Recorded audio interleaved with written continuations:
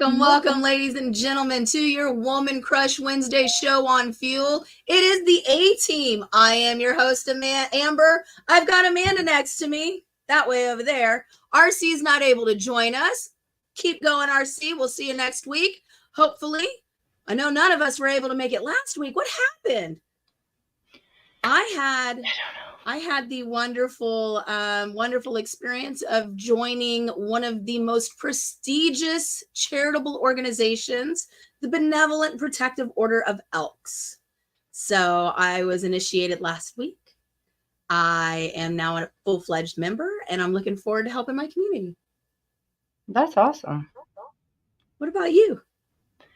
Well, first I want to give a huge shout out to my brother, who I am an auntie again, and has a little one. Yes, and it's a girl, so I'm really excited.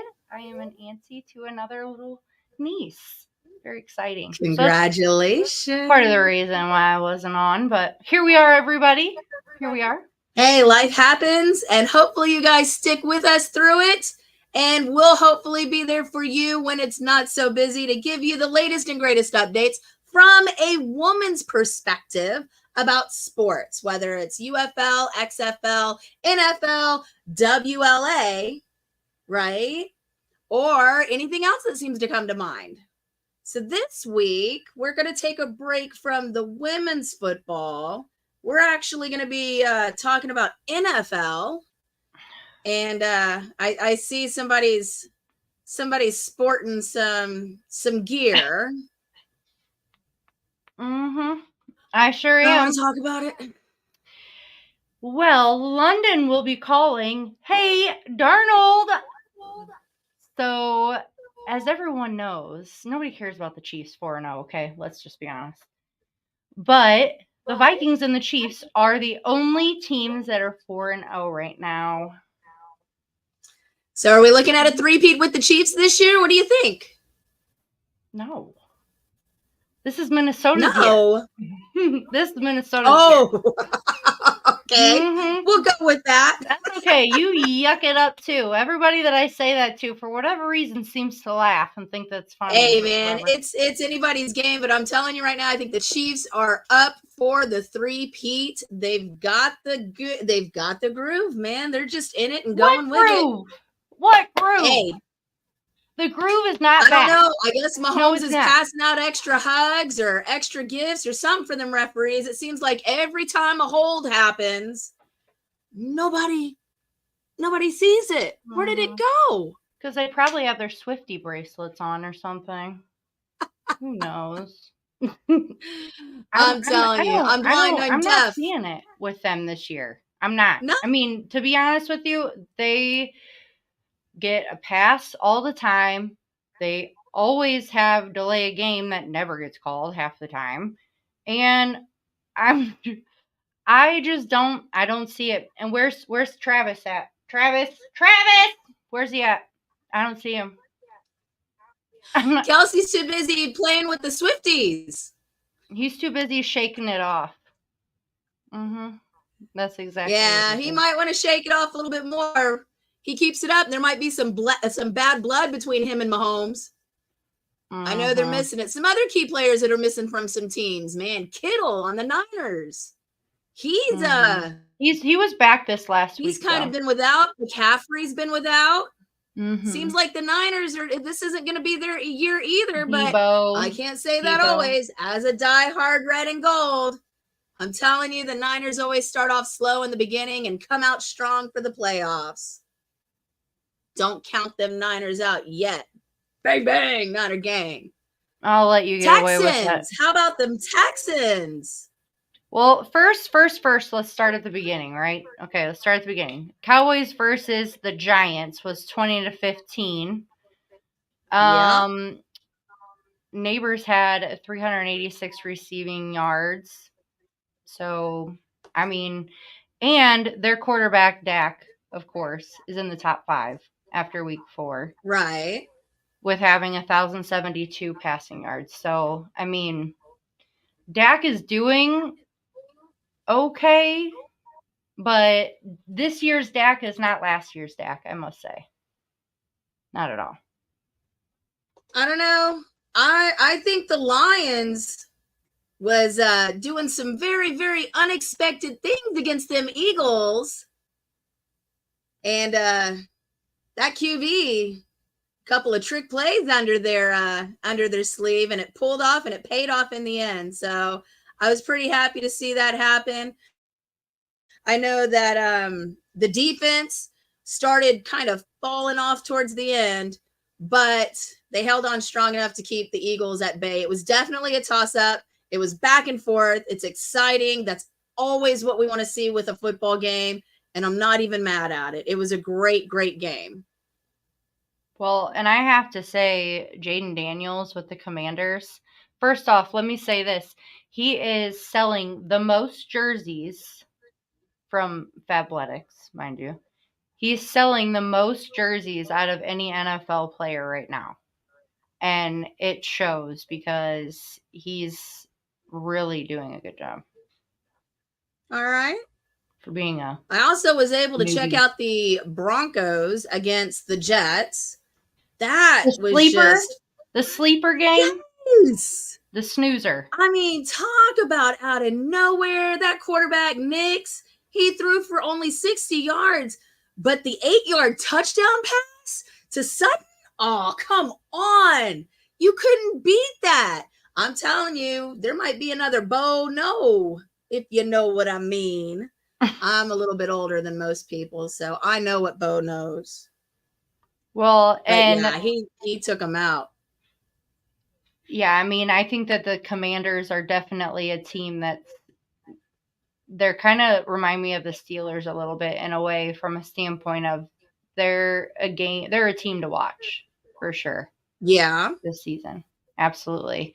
And then I have a little fun fact for you for the Ravens and Bills game, which was, in my opinion, a blowout, which was 35-10. Yeah. But and Derrick Henry in just that game, 209 total yards. Very impressive. Bro. Yeah, that's really good. And did you know that no Ravens wide receiver has ever played in the Pro Bowl? Not ever. Not a single wide receiver. As of now, no Ravens wide receiver has been in the Pro Bowl. I did not know that until today. Yeah. Very impressive. Not impressive. Well, huge rival, the Dirty Birds, our Atlanta Falcons, up against the Saints. They put on quite a show as well, but they did fall short to the house that Arthur Blank built and ended up going home with the big L. I was wondering what was going on with that one. It's like their defense was nowhere. The secondary was soft. I couldn't believe that. Well, special teams, they dropped the pass or dropped the punt.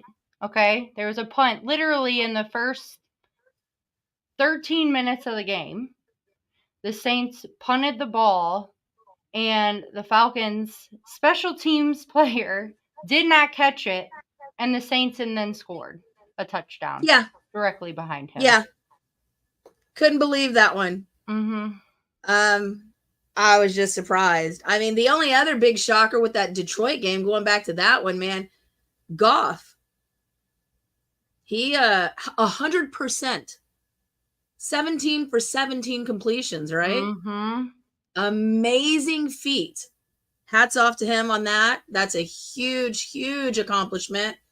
And you got to give him the flowers on that one for sure. Yeah, absolutely. But back to the Falcons and Saints game. I mean, coming from somebody who's obviously a Viking fan, right? And I've had cousins, on my side for a while. I'm so sick and tired of hearing the whole, he's got to get used to the team. He's got to get used to the players. He's got to get used to the system. That is some nonsense. I'm sorry. I'm not buying it. He's been with the Vikings for years before that. And still, when you have Justin Jefferson, when you only have contact with with one, other than Addison from last year. Other than that, he really hasn't. He's playing the same game that he played with Minnesota. He's playing in Atlanta. And Yeah. I'm not seeing it. What I would love to see, though, is Atlanta's quarterback that they also drafted as well. I can't think of his name. He's younger, but I wish that they would put him in to at least see how he could do. And I believe it was early in their draft picks that they drafted him also. Right. So, and everyone was shocked that you have Cousins, so why would you draft such a good quarterback after the fact? So, I'll tell you, I think that was a shocker on the draft for sure. Everybody was not expecting another QB. But at the same time, I don't know that they're taking the time. I don't think the offensive coordinator is taking the time to build an offense around the QB. I mean, it's wild when you see what, some of the newer coaches, D'Amico, are with the Texans, and getting CJ Stroud. He's got a force around him. He's got an O-line that keeps him protected. He's got Tank Dell. I mean, it's amazing all the different things that he's put together around this QB. And the cool thing about it is that their backup is so comfortable with all of them as well that they interchange. They interchange flawlessly. And I'll give the Texans kudos for that. I'm really stoked to see how they end up. I know that not anybody's really looking at them, but they're AFC South first place for a reason. Can't beat it. Well, and I have to say, after watching the games too, there's some calls by the refs that are like, what's going on with completion of a pass, right? When you have a ball thrown to you and the ball hits the ground. Don't get me started. Or it hits the ground and then your hand scoops it, it's still an incomplete pass. Do we need to have constant reviews all the time for that play itself? I mean, I don't get that. We're challenging that. I saw a lot of PIs going back and forth. Quite a few ended up being overturned. That was like the overturned call of the week, was the pass interference.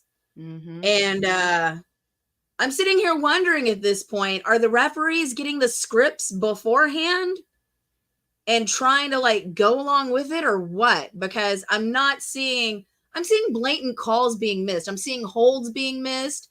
I'm seeing, feet out of bounds, but they're trying to call it a completion, and you get a challenge. Hey, coaches, the challenge flags are there for a reason. Put them to use, please.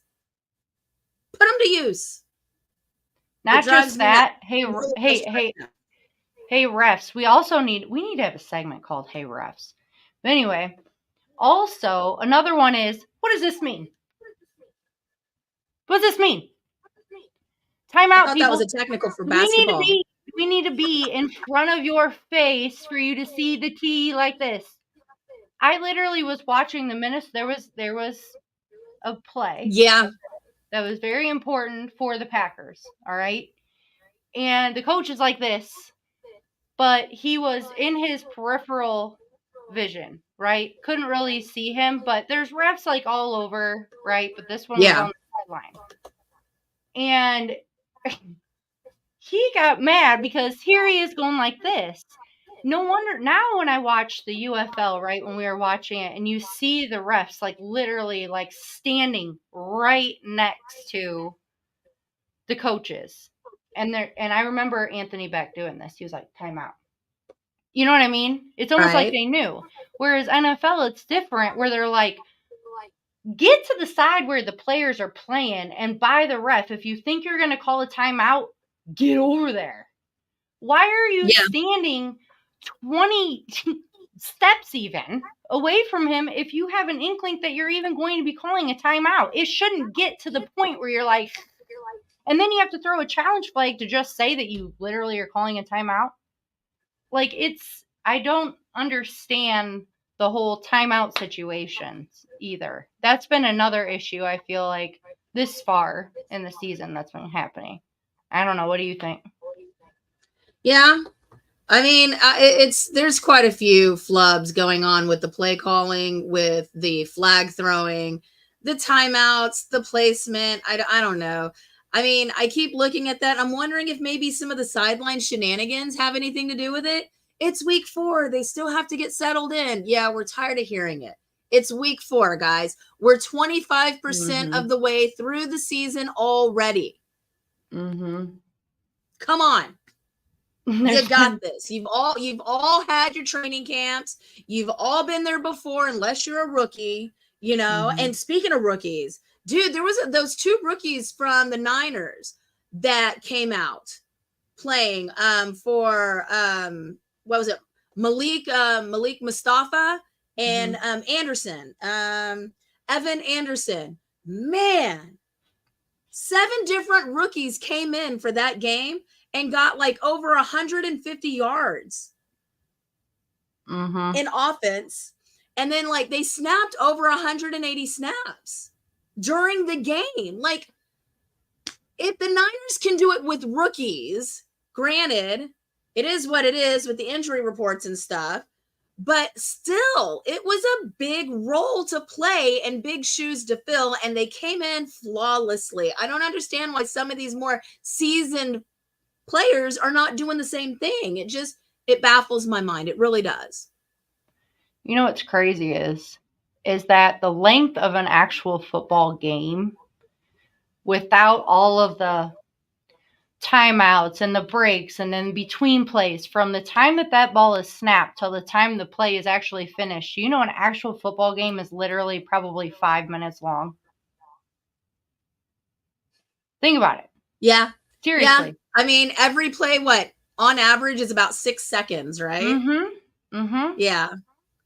So no with more all than of it like 5 minutes. Set up from start to finish, it's probably maybe 5, not even, maybe 10, 5 to 7 minutes. I'll be generous and go with 10 of actual playing. Come on. And I have to say this too, in the Titans game versus the Dolphins, where are the Dolphins this year, first of all? And I haven't seen Tyreek Hill. He was pretty frustrated on the sidelines. And then watching the press conference afterwards and them saying he's able to show his frustrations, all of that. I like when the players do their frustrations verbally versus throwing of things, right? Slamming the helmet down, making a scene, that kind of thing, right? We saw that with Kelsey last year in a playoff game. This last weekend, I've seen it. I mean, it happens all the time, but use your voice. I mean, it's so loud in there anyways. Half the people aren't going to hear you but your teammates. But at least don't be throwing stuff. I mean, Rodgers, when he was frustrated this last weekend, he put a towel over his face. Hey, he's going to need another towel on Sunday when they play at 8:30 in London. So is that what they're going to do? Make sure it's a beach towel, okay? Better make sure that towel is like real long. Covers the entire. He's going to need it. He's going to need it. Definitely better than what rookie QB for the Bears. What was it? Caleb Williams. Yeah, the Bears got off to a kind of a rough start in the beginning, but they settled into it by the second quarter, and they pulled the win out over the Rams, Los Angeles, right? Where are they this year? It was interesting, but hey, another rookie. It's like the rookies are showing the veterans the what's what of football right now. Yeah. Is it just me? Am I the only one seeing this, guys? Let me know. Tell me what you think, please. Yeah, exactly. I also want to know what you thought about the Lions' new uniforms from this weekend. Okay, so they're not necessarily the new uniforms. It's an alternate uniform. Well, I'll be very honest. I think Detroit, I think of silver and blue. I think of the old school uniforms. It's just like with the Houston Oilers, you know, you don't want to see a Tennessee Titan in a Love You Blue uniform. I'm sorry, you just don't. Well, different colors. Yeah, they bought the rights and everything, but Come on. Love you Blues for Texas. Well, they're different colors and everything, but I think that they reminded me of kind of like the Brahmas a little bit, like their helmets a little bit. Obviously, different Yeah. symbols, whatever, but like kind of like the scheme of how they looked. I feel like the NFL's jerseys are kind of looking like UFL jerseys in a way, a little bit. So you With think the that matter, with the different changes, a little bit. you think that it's very possible that maybe besides the kickoff, the NFL is also borrowing a couple of other tips and tricks from the UFL? I do think so. Inquiring minds. What else could possibly continue? Maybe this will become a spring league, farm league for the NFL. Who knows? I Yeah, sure do hope that it does because I'd love to keep watching football year round. I know. Wouldn't that be nice? The more I keep thinking about the Friday night games, though, I don't know. Yeah, I know. I know. I guess you never I'm know just, until you do it, but I don't know. But Metcalf had a great game. Geno Smith with 1,182 passing yards. That is also very impressive. Jared Goff, not far off, like you were saying. He had 1,015 passing yards. And yeah, he completed every pass, finishing 18 for 18, which is very impressive. right, for sure.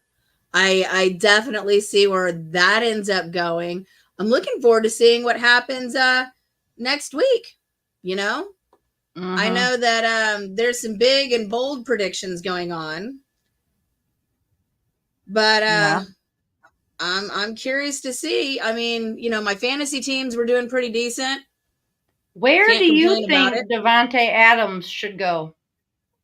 Ah, Yes. I'm not touching that one with a And he 10-foot pole. wants to be traded. First of all, if you all have not seen Wide Receiver Series on Netflix, go check it out. It's very good. Yeah, definitely. I adore Devontae Adams. Let me just say this because I watched that and because this is an all women show. I just want to say his wife, phenomenal. Adore her. Oh But yeah, but also I love the fact that he's such a family oriented man. He definitely makes the time for his children and he doesn't let the parents feel like I don't want to say have something to prove because he's a football player, but you know what I mean? He doesn't flaunt the fact that he's a player.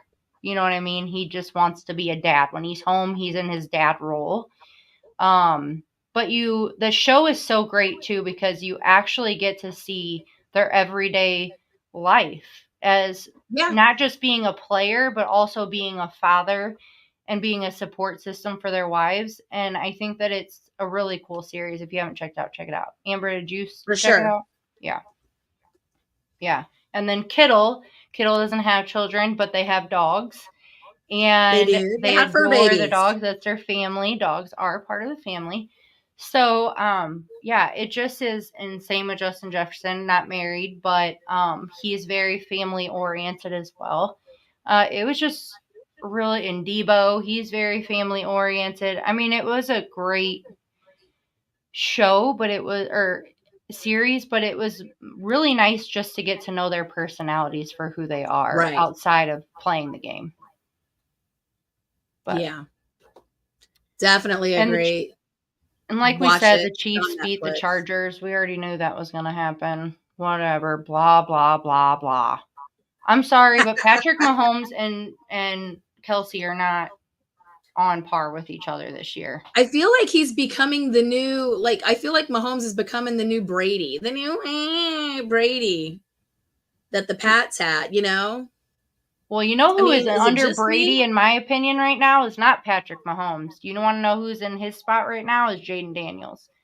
Jaden Daniels, in my opinion, everyone last year thought that Stroud was going to be the end all be all quarterback, right? Would be just under like Patrick Mahomes, whatever. But now Right. I'm seeing Jaden Daniels, and I mean, you can't forget about the Hey Darnold, Sam Darnold.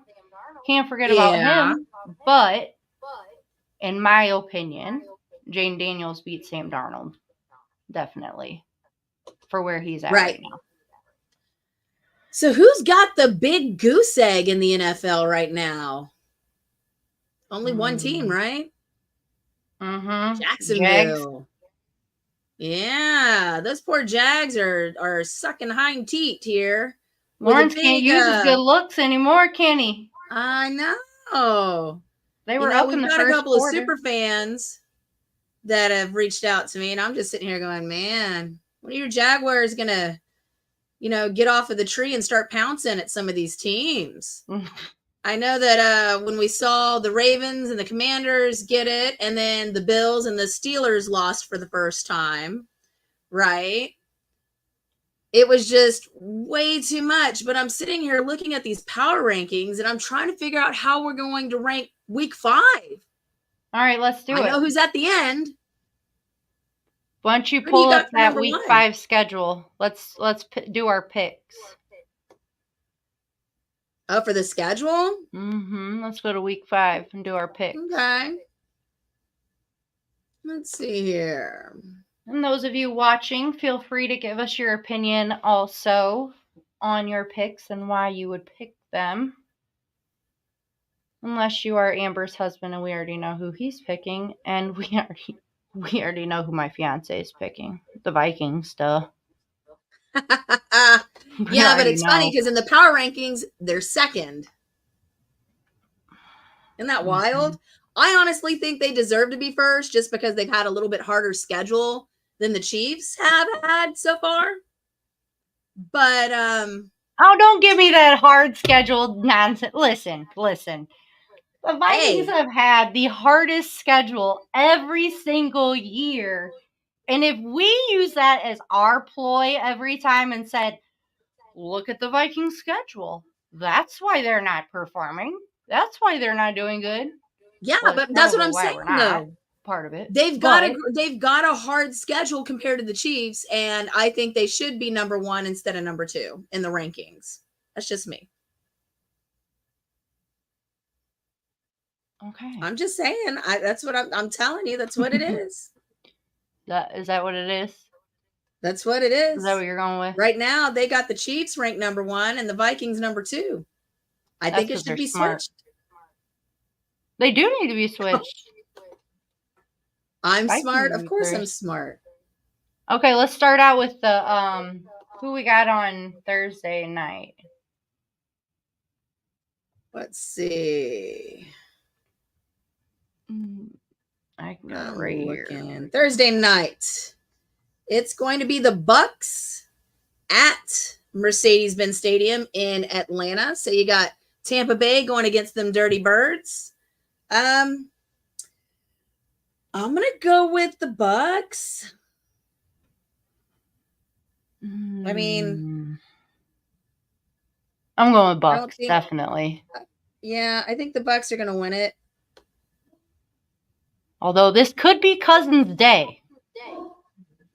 Cousins could pull it out that day. Cousins could get to the family reunion finally. He might have reunite himself with a win that day. Say you like that? Yeah. He's saying you like that? You like that?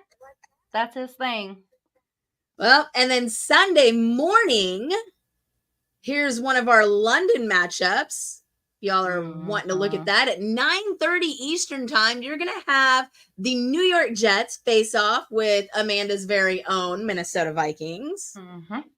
So I'm going to go with the Vikings taking this one just because of the record as it stands. Mm-hmm. Neither one of them is going to have the home field advantage, but I got a feeling the Vikings are going to pull it off. They got some younger blood in there compared to the Jets. No offense. I seriously think that if Rodgers loses this one, he might go in his cave and shut the door and might not come back out. Well, honestly, the only reason he's back on the field is because of his off-the-field antics. I mean, let's call it what it is. Got to make money to pay off those lawsuits. Mm-hmm. Yeah. Pretty much. Well, we already know what I'm picking. But in case you didn't know, allow me to tell you, it is the Minnesota Vikings. Everybody. All right. Well, what about the Bears and the Panthers? Which one you got on that one? I can't do the Bears. I'm sorry. Really? I can't. Listen, no. My cousin would not be happy with me on this one, or my fiance, but I am not a Bears fan. I'm going to go with Andy Dalton and the Panthers. I'm taking it. I'm taking that one just because, okay, first of all, Andy Dalton's, he's hometown boy, like, he's from where I'm from. So we're going to take that. But I also think the veteran has like just resuscitated the life back into the Panthers. So yeah, I'm going to take the Panthers on this one. I think Caleb Williams is going to be playing well. He's probably going to be getting the ball a little bit more. But the EPA for the Bears is 27th overall. So that's why I'm thinking between the Panther. I don't know. I think our little Ginger from Katy, Texas is going to do something fierce. Your little Ginger. Let's see. Okay, we got the Ravens and the Bengals. Yeah, Ravens and the Bengals. I think Burrow's playing at home. This one out. The Bengals are playing at home, and everyone's telling me it's going to be the Ravens. I don't know. I think Burrow's got something going on. I mean, don't get me wrong, the Ravens with Lamar Jackson, but Lamar Jackson's just a flash in the pan. I'm telling you, if you can get under his skin, and I know that the Bengals defense is good for that, right? They are exceptionally good for that. They're going to get under his skin. And when they do, he's going to lose. Jackson's going to lose all composure. He's not going to know what to do. He's going to get flustered. And I think the Bengals are going to upset. I really do. Jackson doesn't do well under pressure. He just doesn't. He doesn't. So honestly, you know how that game's going to play out is in the first half. Whoever is ahead in the first half, I think, is what is going to be the deciding factor of that game. In my opinion. I mean, with Lamar Jackson as a QB, you go from Baltimore Ravens to the Baltimore Hog. That's all he does. He hogs it every time. When he gets flustered, he takes off running. Don't get me wrong. He's got a great set of legs on him. But I don't think he has quite the grasp of understanding the position, the timing, the clock, the management, the being able to utilize all points of your offense. I don't see it for him just yet. I think he needs a couple more years to grow into that space before he gets to being really good at what he does. He's lucky right now. And sometimes your luck's just going to run out. Flat out. I mean, I know they ranked 29th in defense, but I still think that they're going to be doing something. Okay. Yeah. This is always a tight one. Bills and Texans. Well, let me say this real quick.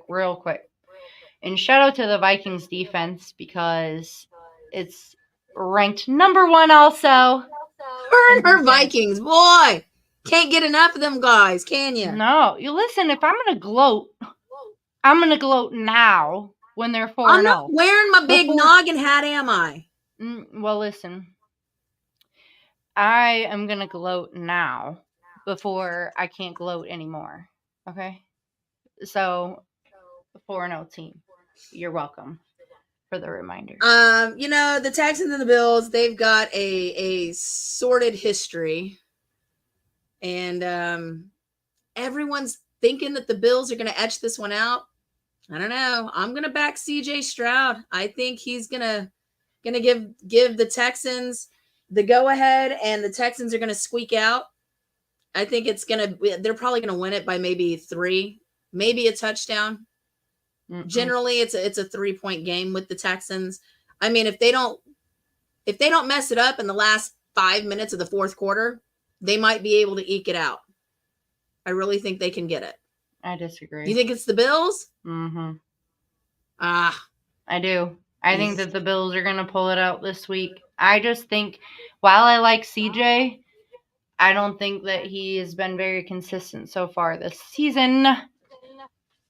Well, I don't know that it's him or the outside defense. I know noise that the gets to him. run game on the Texans defense is kind of lacking. I mean, they're what, like 4.5 yards per carry that they let go on their run defense. So it's one of those guys. We've got to be able to stop that run and then give the Bills, make sure the secondary stays tight. I mean, well, in this last the Bills week, are going to run it. In this last week, Diggs had his first touchdown of the season, literally. Yeah. And again, this goes back to, I remember last year when Diggs was playing for the Bills, it was a completely different situation, where now he's with the Texans with CJ, and right now I'm not seeing their chemistry, because when he was with the Bills, Diggs had that ball all the time. Oh yeah, for sure. And he hasn't so far. Here's the caveat to this big Buffalo Houston face-off. They're playing in Houston. I think that crowd is going to give them hell. That's going to be the deciding factor. I'm telling you, Texans are going to pull it out. I don't know how much by, not a lot. Maybe a touchdown max. Barely eke it out with a field goal. We'll see how it goes. That's going to be a good game, though. It will be a great game. Mm-hmm. All right, so now we have the Dolphins and Patriots. We have both 1-3 teams. Yeah. I'll be very honest. I don't care who wins this one. I know it's a bad thing to say. But when you got two 25% winning teams, you're kind of just like, well, however, I think they both have something to play for. I'm gonna go with the Dolphins on this one. All right, I'll give you the Dolphins on that. Mm-hmm. All right, we got the Browns and Commanders. We already know that one. Yeah, that one's an easy peasy. What about the Colts and the Jaguars? Oh, the Colts. All day. So? Oh, absolutely. I think Pretty Boy Lawrence needs to get a haircut, maybe change it up a little bit. Did we just say that? That might help. I don't know. I mean, lighten his head a little bit, get all that hair off. I don't know. Yeah, and despite and I've got him on my fantasy team, but despite the injury that the Colts ended up with Richardson, Flacco still scored 27 points. Mm-hmm. So, I mean, he'll do a solid job. I just don't know that it always translates with Jacksonville playing in such a desperate type of situation. I don't know that it's always gonna give them the positive results that they're looking for, Mm-hmm. That's true. Okay. Raiders and Broncos. I'm going the Raiders. Really? Yep. See, that's one of those. They're playing in Mile High Stadium. They're playing in Denver. So I think the Broncos might etch this one out too. I think that the home field advantage is going to be the advantage they need to get on it. I mean, the Raiders are a little all over the place. But the success with the Broncos has been sustainable though, Well, I mean, I could throw a dig right now, but I'm not going to do it. Go ahead. Do it. I lobbed it kind up. Kind of like your Houston UFL team, right? They did, the Roughnecks did great at home, didn't they? Doesn't always matter, does it? After kind of throwing that Houston curse in there in the last few minutes, losing by the last few minutes, right? Mm-hmm. That was kind of hard. But I think That was kind of the mean. I Broncos take it being back. at home is going to give them the advantage they need to win against the Raiders. I really do. It's you take the Raiders, I'll take the Broncos. Okay. What about, are you ready? Mm-hmm. The I'm Niners picking 49ers on this one. against the Cardinals. Mm-hmm. They're going to be at home in Levi's Stadium, so that'll definitely help. How do we feel Purdy's doing this year, though? I think given the fact that he doesn't have his star players, he's starting to manage it a little bit well. I think that his backups are they're kind of getting into the rhythm that they need to. You know, I know that the offense, they're gonna crush the Cardinal defense. I mean, what, they've been averaging over 400 yards of offense a game so far, right? And that's number 2. Ooh, but they've only but they've allowed like almost 300 on defense. So I mean, if it's gonna be defenses win championships, right?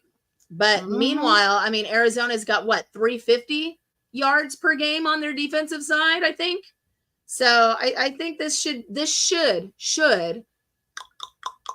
be an easy win for the Niners. Well, defense is just as important as the offense, in my opinion. Yeah, and that's where they're going to shine. I think Bosa's going to definitely step up. I mean, I'm looking to see a few of the other defensive guys. You know, you're going to have Ward out there. You're gonna have it's going to be some pretty good matchups. Mm-hmm. I'm looking forward to it. Who do we think's going to win with the Packers and the Rams? Jordan Love's back, but he didn't work last week. And they were in Lambeau last week, so I don't think they're in. They're going to be playing the Rams. Yeah, they're going to in be LA. It's their away game. Yeah.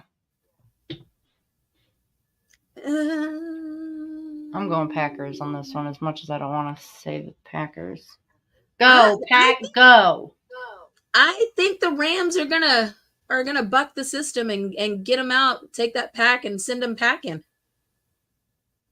Yeah. See, we got a toss up here.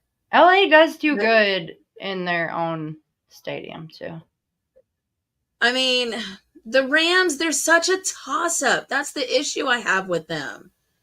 Yeah. But I don't know if like they put a show on for the home team and then they just like bomb out when they're on the away games. There's no consistency. So you don't know if you get the yin or the yang. And I'm kind of all over the place with this one. I really am.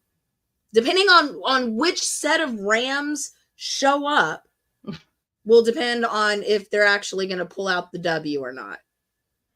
All right. How about them New York Giants and the Seattle Seahawks? They are playing in Seattle. So Seattle. Is that a factor? Mm-hmm. My dad's been to Seattle along with my brother before, and Seattle fans are pretty diehard. So I'm gonna have to say the little sea chickens. The aquacocks, that's what I call them. The water chickens. Mm-hmm. No, actually, I think the Seahawks are going to win it too. I mean, they did pay Texas A&M so they could use home of the 12th man. And I do agree with you. I think their 12th man's going to show up. The fans are definitely going to be the deciding factor in this one. They've got the afternoon game, right? The 4:30 Pacific, 3:30 Central. They have the 3:25. Yeah, they got the afternoon. Yep. And then the evening game is the Cowboys and Steelers. They didn't look too good against Detroit. However, it was very back and forth. Mm-hmm. I mean, the Giants defense is solid. I just don't know that defense is going to be good against the Seattle offensive line, which means that, there's going to be more time in the pocket to make the big plays. And if they were making them against the defense that Detroit has, just imagine what they'll do against the Giants defense. Mm-hmm. Who's to say? Toss them up, guys. Place your bets. Mm-hmm. Now, the game I'm looking forward to the most, though, is the Cowboys and Steelers game. Really? Mm-hmm.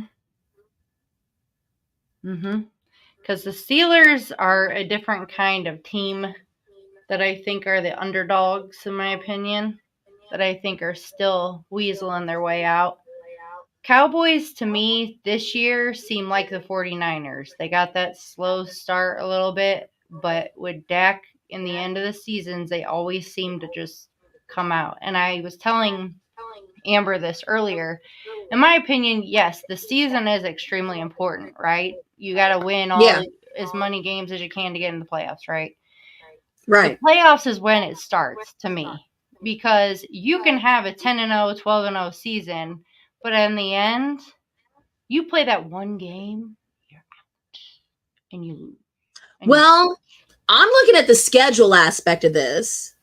I mean, the Cowboys played Thursday night, right? Mm-hmm. So they're going to have a little bit more rest than the Steelers will, and I think that that's going to give them the edge. Even though it's an away game, I think it's going to give the edge that's needed to make sure that it's them for the win. So I think the Cowboys are going to win it as well. And then the Monday night game is the Saints and the Chiefs. This is an easy one. It's a no-brainer. The Who Dat team. The Who Dat is going to win it all. The Who Dat is going to win it. Yeah, the Who Ain't.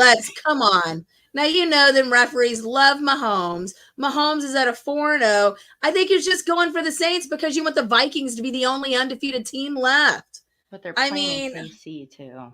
Come on. Ugh. Kansas City was great on the run, and they totally took out the Chargers this past weekend. Okay. And I mean, Derek Taylor Carr will probably be there, and they have not lost a game that she has actually been at thus far this season. But I'm still going with the Saints. Sorry. I'm sorry. I'll take that money all day, because what is it? Who was the defensive coordinator for the Chiefs used to be with the Raiders when Derek Carr was a Raider. So now that Derek Carr's a QB, I'm pretty sure they're going to have a little bit of an inside track on how this QB is going to react, and the defense might be able to step up. I'm going to go with the Chiefs on this one. I'm sorry. I'm not going to leave your Vikings at the top spot for 5-0. You'll have to see what happens in week 6, right? Why say that on a game that they're playing the Jets? Ew. I couldn't tell you. Listen, Aaron Rodgers and Sam Darnold. Here you have a man literally that's been playing for how many years now? And then you have this rookie out here. How old is Darnold? I mean, Aaron Rodgers had to have been a rookie when Darnold was in diapers. I'm curious how old Sam Darnold is. Shall we look? We shall. I want to know, because I know he's young. Come on, Aaron Rodgers, dude. I mean, Sam Darnold is 27 years old. Mm-hmm. Holy cow. 27. Well, do you have any tips for us tonight, Amber? Fun facts? Tips. Oh, the fun little tips and definitions, right? Mm-hmm. So, given that we're in October, we're going to be seeing a lot of pink on the field. Mm-hmm. And one of the great reasons behind that is because of Breast Cancer Awareness Month. Mm-hmm. I myself am a breast cancer survivor, and we are advancing our technology just like the NFL did. Some of the things that you might want to think about. Let's see. Fun fact. Did you know that the NFL did not require helmets until during, here you go, ready? Is it World War I, World War II, or during the Great Depression?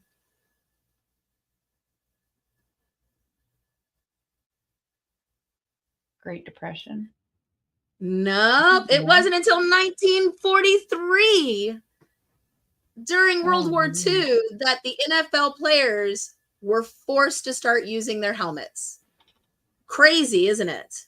Mm-hmm. I mean, can't go without thinking these guys thought about using a cup to protect the lower region before using a helmet to protect the upper region. The jockstrap and the cup were implemented before the helmet in the NFL.